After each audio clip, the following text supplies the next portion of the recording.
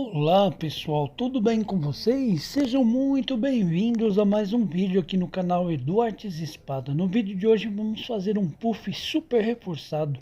Vamos estar usando 6 pedaços de madeira, a maquita, 2 bolachas de compensado do tamanho da barriquinha, espuma para fazer o forro, a parte de cima do assento. E vamos usar a barriquinha de papelão aí, pessoal, ó. Uma ótima ideia para você que quer ganhar um dinheirinho trabalhando em casa. Vamos usar cola quente, martelo, parafusadeira, tesoura, cola branca e o grampeador. Lembrando, pessoal, que esses puff tem várias formas de encapar ele, fazer a estética, o acabamento. Eu friso aqui nesse vídeo mostrar mais a parte da estrutura.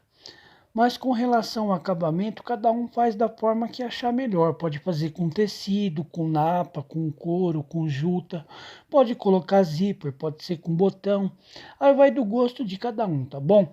Então eu espero que vocês gostem desse vídeo. Se inscreva aqui no canal. Não esqueça de apertar o sininho para que você seja notificado toda vez que eu postar um vídeo novo aqui no canal.